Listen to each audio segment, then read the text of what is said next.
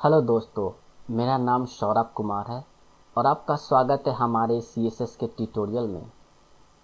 ये मेरा CSS का सेकंड ट्यूटोरियल है और इस वीडियो में आप सीखने वाले हैं CSS सेलेक्टर के बारे में। तो चलो शुरू करते हैं। अब देखो, what is CSS selector? CSS selectors are used to find or select the HTML elements you want to style। अब देखो, अभी जो CSS सेलेक्टर है ना, इसका बेसिकली हम यूज करते हैं ना फाइंड और सिलेक्ट करने के लिए HTML एलिमेंट्स को, ताकि हम उसको डिजाइन कर सके या स्टाइलिंग कर सकें।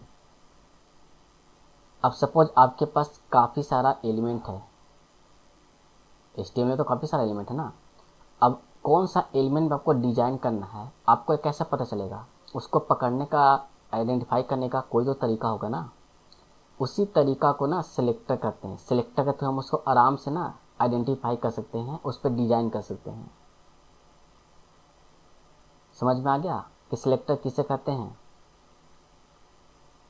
अब आते हैं सिलेक्टर के टाइप के बारे में। देखो, सिलेक्टर के ना काफ़ी सारा टाइप्स होते हैं, पर इसमें जो इम्पोर्टेंट टाइप है ना, मैंने आपको वो बता रहा हूँ जितने भी ज़रूरत है। इसमें जो सबसे पहला आता है ना, उसे हम बोलते हैं एलिमेंट सेलेक्टर। अब ये एलिमेंट सेलेक्टर क्या है? मैं जितने भी अभी सिलेक्टर बताऊंगा ना, सारे सिलेक्टर मैं आपको डिटेल्स में आने वाले वीडियोज़ में आपको सही से बताऊंगा, विथ प्रैक्टिकल के साथ आपको। आप फिलहाल ये समझ लो कि इतने जो टाइप्स है ना, सिलेक्टर के टाइप है। पहला आपका है एलिमेंट सेलेक्टर, दूसरा आपका जो टाइप है वो आईडी सिलेक्टर, तीसरा जो टाइप है ना आपका वो क्लास सिलेक्टर है, फोर्थ का जो है आपका यूनिवर्सल सेलेक्टर, फिफ्थ जो है ग्रुपिंग सेलेक्टर, सिक्स जो है कम्बिनेटर सेलेक्टर और सेवन आपका स्यूडो सेलेक्टर। तो मैं इस वीडियो में आपको सिर्फ इसका ओवरव्यू देता हूँ सभी सिलेक्टर का, और आपका डिटेल्स में आने वाली वीडियोज़ में बताऊँगा वन बाई वन करके। तो चलो प्रैक्टिकल का ओवरव्यू देते हैं आपको। अब देखो, इसमें हमारा सबसे पहला क्या है? Element selector. अब देखो, एलिमेंट सेलेक्टर किसे कहते हैं? सपोज मेरे पास एक कोई टैग है H1, ठीक है। इसके अंदर मैंने लिखा एलिमेंट सेलेक्टर,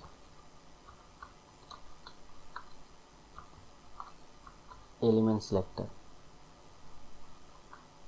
ठीक है। इसी तरह से मैंने लिखा, एक और टैग में लेता हूँ H2, इसको मैं लिखता हूँ एलिमेंट सेलेक्टर 2, मैंने नाम दिया, ठीक है। इसके अंदर मैंने कुछ टेक्स्ट लिखा H1 के अंदर, H2 के अंदर। अब मुझे इसको डिजाइन करना है, तो पहले मैं इसको ब्राउज़र पर रन करके वो दिखाता हूँ कि कैसा ये दिख रहा है। तो देखो, जैसे ही रन हो रहा है ना, कुछ इस तरह से दिख रहा है। मैं आपको जूम कर देता हूँ, ठीक है, थोड़ा और जूम कर लेते हैं। आप देख पा रहे हो ऊपर में एलिमेंट सेलेक्टर जो है ये आपका H1 टैग के अंदर है, और नीचे का जो आपका है H2 के अंदर है, ठीक है। अब जो H1 है ना, इसे कैसे क्या कहते हैं? H1 को एलिमेंट कहते हैं ना इसे। अगर आपको नहीं पता है तो आप मेरा प्रीवियस वीडियो देख लेना, मैंने उसको डिटेल में बता रखा है कि एलिमेंट क्या है, कैसे क्या है, ठीक है, और कितने तरीका है इसको CSS को यूज़ करने का।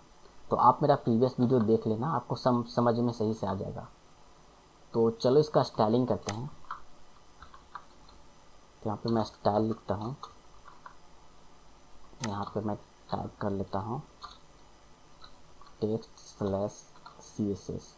अब देखो, अब मुझे डिज़ाइन करना है H1 का। सपोज मुझे H1 का कलर ना रेड करना है, तो मैं सिंपल सा लिखूँगा H1, एक करली ब्रेसेस ओपन क्लोज, उसके बाद मैं यहाँ पे लिखूँगा कलर, COLOR, कलर। सपोज मुझे कलर रेड करना है, तो मैं यहाँ पे रेड लिखूँगा। अब ध्यान से देखना, मैंने क्या लिखा? H1 लिखा, करली braces open and close, and करली ब्रेसेस ओपन क्लोज के बीच में मैंने लिखा कलर। उसके बाद मैंने दिया कोलोन, फिर कलर का नेम एंड सेमी क्लोन, ठीक है। अब मैं इसको रिफ्रेश करता हूँ, देखना, देख पा रहे हो इसका कलर चेंज हो चुका है। समझ रहे हो? ये जो तरीका है ना, इसे ही हम एलिमेंट सेलेक्टर कहते हैं। देख पा रहे हो, मैंने कुछ नहीं किया, मैंने सिर्फ एलिमेंट का नाम लिखा यहाँ पे, इसी तरीक़ा से मुझे H2 का करना है तो मैं सिर्फ एलिमेंट का नाम लिखूँगा। मुझे इसका बैकग्राउंड देना है तो मैं लिखूँगा बैकग्राउंड कलर, उसके बाद कोलोन, मैं यहाँ पे कर दूँगा ब्लू, कोई भी कलर आप दे सकते हो, ठीक है। अब देखो मैं इसको रिफ्रेश करता हूँ, देख पा रहे हो ये इसका बैकग्राउंड हो चुका है ब्लू। ये हमारा एलिमेंट सिलेक्टर है, ठीक है। अब हमारा जो नेक्स्ट आता है ना उसे कहते हैं आईडी सिलेक्टर। अब देखो ये आईडी सिलेक्टर क्या है, देखो मैं सबको हटाता हूँ। अब ये जो दो एलिमेंट है ना, ठीक है, इस पे हम एक आईडी नाम का एट्रीब्यूट लगा लेते हैं, ठीक है। इस एट्रीब्यूट को ना हम कुछ नाम देना होता है हमें, जैसे मैंने इसका नाम दे दिया ID1, ठीक है। मैंने H2 का नाम दे दिया ID2, देख पा रहे हो ID1 ID2। अब ये जो आईडी सिलेक्ट है ना इसको हम सिर्फ हैज से यहाँ पे इसको आईडी का जो नाम है ना वो लिखते हैं, ठीक है। उसके बाद सेम इसका कलर ब्लू कर देते हैं, इसको कुछ भी लिख सकते हो। मैं इसका कलर ब्लू करता हूँ, देखो अब देखना जा दो, देख पाए इसका कलर ब्लू हो चुका है। ये जो तरीका है ना इसे आईडी सिलेक्टर का तरीका बोलते हैं, ठीक है। अब मैं बता दिया आपको। सेम आपका नेक्स्ट आपका है क्लास, इसको मैं आईडी की जगह पे क्लास लिखूँगा। क्लास का जो नेम है इसको मैं हटाता हूँ, अब इसकी ज़रूरत हमें है नहीं। अब ये जो आईडी मैंने लिखा ना इसकी जगह पे मैंने क्लास किया, देखो रिफ्रेश करूँगा, अब ये अप्लाई नहीं हुआ क्योंकि मैंने ना आईडी को हटा दिया यहाँ पे से, देख पा रहे हो। आईडी जब मैंने क्लास लिखा हुआ है तो क्लास को हम डॉट से आइडेंटिफाई करते हैं। यहाँ पे मैंने डॉट लगाया, अब देखो, अब देख पा रहे हो ये अप्लाई हो गया ना आपका क्लास का। उसके बाद हमारा नेक्स्ट आता है यूनिवर्सल सेलेक्टर। अब देखो अब ये यूनिवर्सल सेलेक्टर क्या है, सपोज मेरे पास काफ़ी सारा एलिमेंट है, ठीक है। ये मेरे पास H2 है, देखो मैं बना लेता हूँ, मैं H2 लेता हूँ, मैं सब चीज़ हटाता हूँ, इसकी ज़रूरत हमें है नहीं भी। मैंने बता दिया सिलेक्टर, ये हमारा H2 है। इसी तरह से हमारा P है या H3 है, कुछ भी ले सकते हो, मैं फ़िलहाल लेता हूँ जैसे H3 है, ठीक है। इससे मैं लिखता हूँ, कुछ भी लिखता हूँ, यू आर वेलकम। अब मैं इसको ब्राउज़र पे रन करता हूँ, स्पेस की ज़रूरत है नहीं, ठीक है। अब देखो देख पा रहे हो हमारे पास H1 H2 H3 सारे एलिमेंट दिख रहे हैं यहाँ पे। अब मुझे इस पर यूनिवर्सल सेलेक्टर क्या है, ठीक है। अब देखो मुझे ना इस सारे का ना ऊपर में कुछ स्पेस आ रहा है, देख रहे हो सभी के बीच में स्पेस आ रहा है, इस स्पेस को सभी का रिमूव करना है मुझे। तो मैं 1 बाई 1 सारे पे तो कर सकता हूँ, पर उसमें ना सपोज ये मेरे पास 3 है, इस तरीके से मेरे पास कैप्स मैक्सिमम 50-60 सिलेक्टर है। मुझे सबसे आपका मार्जिन रिमूव करना है या सभी का कलर सेम करना है। तो मैं 1 बाई 1 करने से अच्छा है ना कि मैं कुछ ऐसा तरीका हो कि मैं एक बार लिखूँ, सारे के सारे काम एक बार में हो जाए, ठीक है। यूनिवर्सल सेलेक्टर, मुझे स्टार लिखना होगा, ओपनिंग क्लोज करली ब्रेसेस, उसके बाद मैं यहाँ पे लिखूँगा कलर, मैं रेड लिखूँगा। देखो अब सारे के सारे कलर ना रेड हो गया होगा, देख लेना, देख पा रहे हो। इसी तरीक़े से मैं इसका सबका मार्जिन एक साथ रिमूव कर सकता हूँ, इसमें मार्जिन 0 दे दूँगा। अब देखना ये जो बीच का स्पेस है ना सभी का ख़त्म हो जाएगा, देख पा रहे हो। यही हमारा है यूनिवर्सल सेलेक्टर। अब नेक्स्ट हमारा है ना ग्रुपिंग सेलेक्टर। अब देखो ग्रुपिंग सेलेक्टर क्या है, अब देखो मेरे पास H1 H2 H3 3 है ना। अब मैं क्या बताया था आपको, एलिमेंट सिलेक्टर H1 लिखते हैं, ओपनिंग क्लोजिंग कर्ली ब्रेसेस के अंदर हम लिखते हैं कलर, उसके बाद लिखते हैं रेड, देख पा रहे हो। अब इससे हमारा सिर्फ H1 का कलर चेंज होगा, फिर हम लिखते हैं H2, इसको भी सपोज में ना कलर आपका ना लाल ही देना है, तो सेम इसका कलर रेड कर लेते हैं। अब देखो, अब देख पा रहे हो मैंने दोनों का सेम कलर है, लेकिन मुझे 2 बार लिखना पड़ा है ना। तो हम इसे 2 बार नहीं लिख के ना सिंपल से हम इसे H1 H2 यहाँ पे कर सकते हैं। अब कलर तो हमारा दोनों का सेम है, देख पा रहे हो। ये जो तरीका है ना इसे हम हमारा ग्रुपिंग सेलेक्टर कहते हैं, ये जो ग्रुपिंग सेलेक्टर।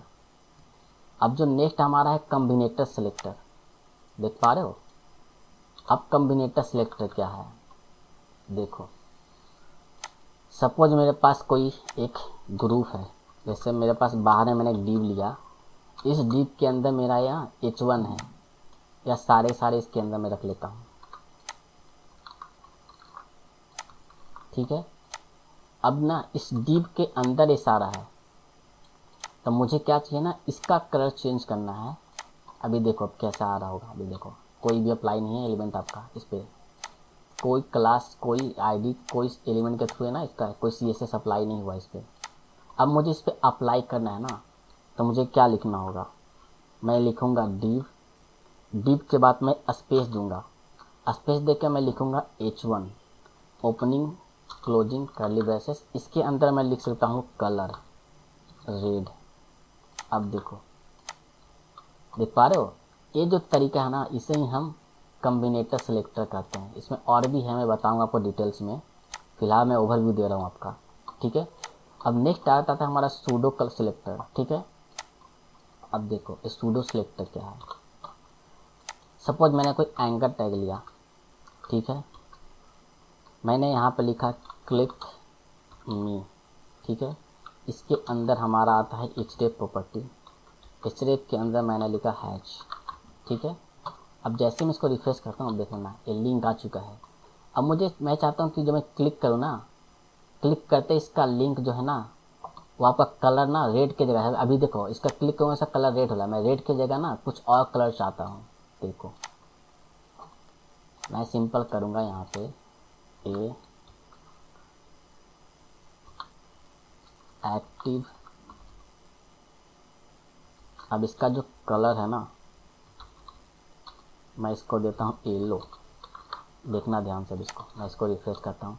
जैसे ही मैं इस पर क्लिक करूँगा ना, अब देखना इसका कलर, देख पा रहे हो इसका कलर येलो हो चुका है।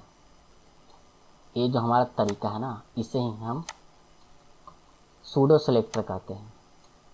आपका उम्मीद है कि मैंने जितने भी सारे ओवरव्यू दिया है सारे सेलेक्टर का, आपको समझ में आ गया होगा। बाकी मैं इसको आने वाले वीडियोज में डिटेल्स में बताऊंगा। तो मिलते हैं नेक्स्ट वीडियो में। Thanks for watching, please subscribe my channel.